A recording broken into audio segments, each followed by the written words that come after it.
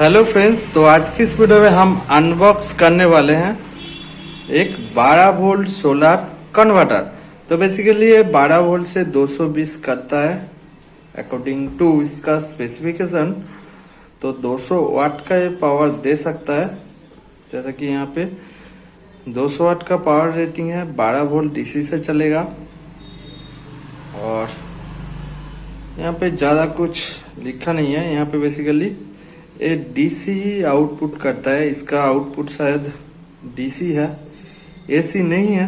और इस पे आप टीवी चला सकते हो, सीएफएल, डीटीएच बॉक्स। तो मोस्टली जो एसएमपीएस वाला इसके अंदर जो ज़्यादातर जो वैसे यहाँ पे 220 वोल्ट एसी लिखा गया है। तो एक्चुअल में क्या एसी है, तो मेरे हिसाब से तो ये एसी नहीं होगा शायद। और वैसे भी एसी होगा तो ये 50 हर्ट्ज का नहीं होगा, हायर हर्ट्ज में होगा, जो कि यहाँ पे जो एसएमपीएस ट्रांसफर होता है उसके मदद से स्विचिंग किया गया है शायद। तो इसका प्राइस पड़ा है 460 रुपये। तो चलिए इसको ओपन करते हैं, क्या कुछ दिया गया है। बेसिकली यहाँ पे कुछ पोर्ट भी है, तो पहले खोल लेते हैं। तो कुछ इस तरीके से दिख रहा है। यहाँ पे कुछ जगह पर डेंट पड़ गया है और यहाँ पे एसी सॉकेट भी है। और इसका मैंने फ्लिपकार्ट से परचेस किया है, तो पड़ा है 460 रुपया। यहाँ पे पावर इंडिकेटर है और यहाँ पे REV क्या है, REV। और ये तो ओवरलोड का है और ये ऑन का है, ठीक है। ओवरलोड प्रोटेक्शन एक अच्छा फीचर है इसको प्रोटेक्ट करने के लिए। वैसे इसको खोल के देखते हैं, खोल के देखेंगे ऑब्वियसली। बस तो चलिए पहले तो हम इसको टेस्ट कर लेते हैं। पहले खोलना सही नहीं होगा। 200 वाट का यहाँ पे आउटपुट दे सकते हैं। तो मैं यहाँ पे 12 वोल्ट इनपुट करूँगा। ओवरलोड है, लेकिन क्या लो बैटरी लो प्रोटेक्शन है।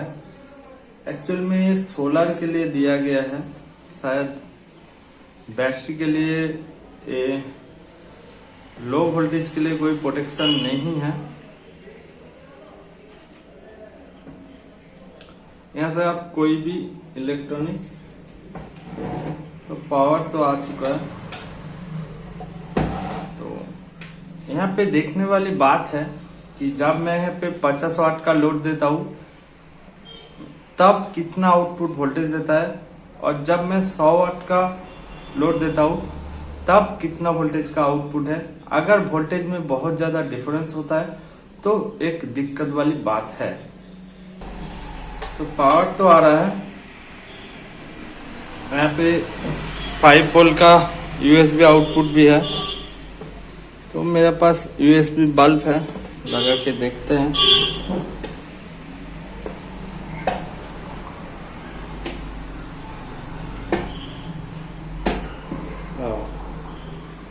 अच्छा है, जल रहा है, कन्वीनियंट है। लेकिन ये तो ऐसे अगर ऊपर उठ जाएगा तो क्या होगा। तो ये ऑल टाइम ऑन है, ठीक है, इससे कोई लेना देना है नहीं। तो सर्किट में क्या है, मेरा बहुत ज़्यादा क्यूरियोसिटी हो रहा है एक्चुअल में सर्किट क्या लगाया गया है। तो चलिए एसी में इसका क्या आउटपुट है वो देख लेते हैं। वैसे यहाँ पे पावर कंजम्पशन अगर देखिए, मैं 12 वोल्ट पर चला रहा हूँ, तो नॉर्मल ऑन मोड पर यहाँ पे लगभग 160 मिली एम्पेयर का करंट ले रहा है। तो ऑलमोस्ट यहाँ पे आप पकड़ के चल सकते हो। 200 मिली एम्पेयर भी पकड़े तो 12 दूनी 24। तो 5 वाट का 5 वाट नहीं, लगभग 2.5 वाट का पावर ये स्टैंड बाई मोड पर ले रहा है। तो थोड़ा सा जुकाम हुआ है, तो थोड़ा सा इसलिए दिक्कत हो रहा है। चलिए मैं यहाँ पे पहले एक 15 वाट का एसी बल्ब लोड देता हूँ। Voltage obviously नापेंगे।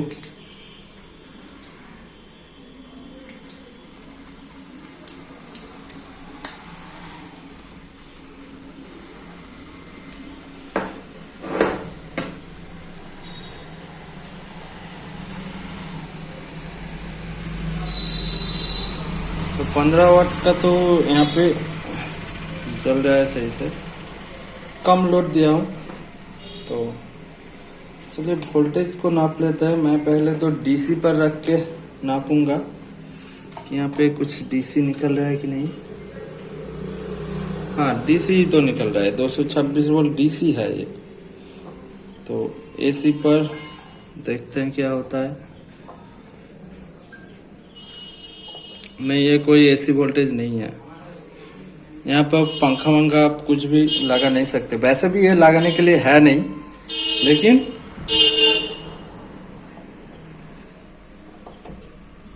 यहाँ पे कोई डीसी वोल्टेज नहीं है, ये एसी वोल्टेज है। ठीक है, देखिए, सॉरी, एसी वोल्टेज नहीं है, ये डीसी वोल्टेज है। ठीक है, तो ये देखिए 226 वोल्ट डीसी में है, ये एसी बिल्कुल नहीं है। यहाँ पे जो लिखा गया है सोलर कन्वर्टर, ठीक है, 200 वाट का एसी, यहाँ पे कहाँ पे मैंने देखा, हाँ 220 वोल्ट एसी नहीं, ये 220 वोल्ट एसी नहीं है, ये 220 वोल्ट डीसी हो सकता है।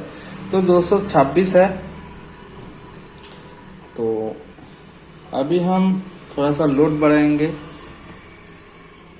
100 वाट का लगा के देखते हैं। वैसे मेरा एसएमपीएस जिससे पावर सप्लाई से चल रहा है, इसका पावर कैपेसिटी बढ़ाना पड़ेगा तभी दे सकता है 100 वाट। तो चलिए अभी मैं लैम्प लगा चुका हूँ और अभी वोल्टेज नापते हैं। 154 और यहाँ पे डीसी की अगर बात करें तो 9 वोल्ट आ चुका है। तो उस हिसाब से तो सही है कि वोल्टेज कम हो रहा है, तो इसलिए ब्राइटनेस कम हो रहा है। लेकिन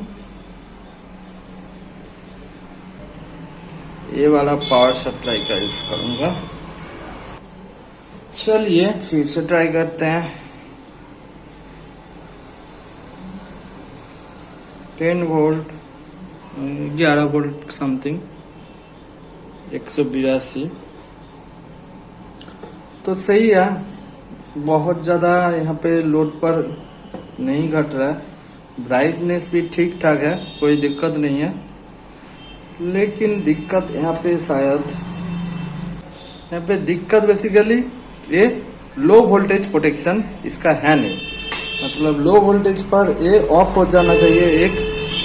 तो यहाँ पे एक सडन लिमिट के बाद अगर आप यहाँ पे बैटरी पर ऑपरेट करते हो और किसी कारण आपने भूल गया कि यहाँ पे आपको बंद करना है, तो उस केस में बैटरी का पूरा जूस ये ले लेगा। ठीक है, तो ये थोड़ा सा इसका दिक्कत है। तो इसीलिए यहाँ पे बैटरी सोलर के लिए यहाँ पे दिया गया है, लेकिन यहाँ पे कोई बैटरी के लिए ऑपरेटेड ये नहीं है। बैटरी पे चलेगा, ऑब्वियसली 12 वोल्ट का है तो चलेगा, लेकिन इसका जो बैटरी का लो वोल्टेज प्रोटेक्शन के लिए इस पे कोई ऐसा कोई सिस्टम है नहीं। तो यहाँ पे विदाउट लोड में वोल्टेज चेक कर लेता हूँ। 550 530 वोल्ट।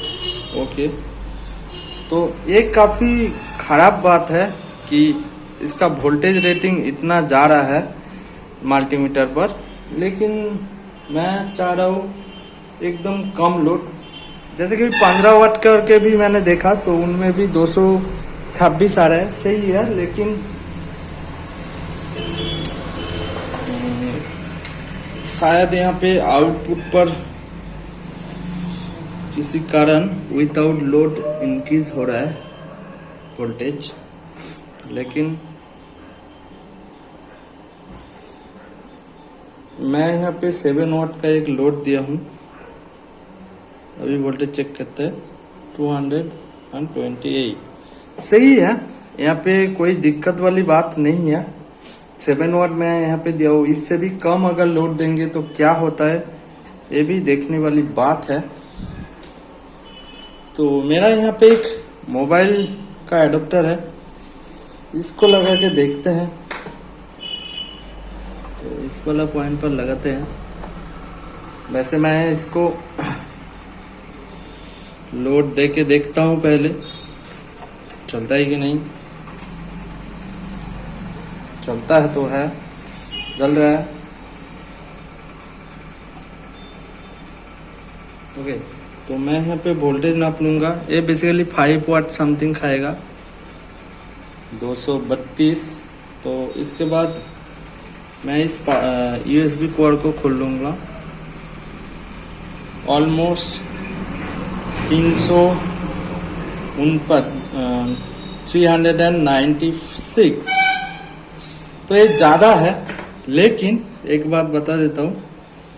बेसिकली क्या हो रहा है कि ये तो बेसिकली DC है। तो AC को DC करने के बाद जो 50 हर्ट्ज का फ्रीक्वेंसी होता है, उसको DC करने के बाद लगभग 350 के आसपास वोल्टेज बनता है। और उसके अंदर जो कैपेसिटर मोस्टली रहता है वो 450 वोल्ट का रेटिंग का रहता है। यहाँ पे थोड़ा सा दिक्कत वाली बात है कि वोल्टेज को और थोड़ा सा अगर कंट्रोल करते तो ज़्यादा अच्छा होता। वैसे ये भी एक SMPS है, तो इनमें 400 वोल्ट का कैपेसिटर है।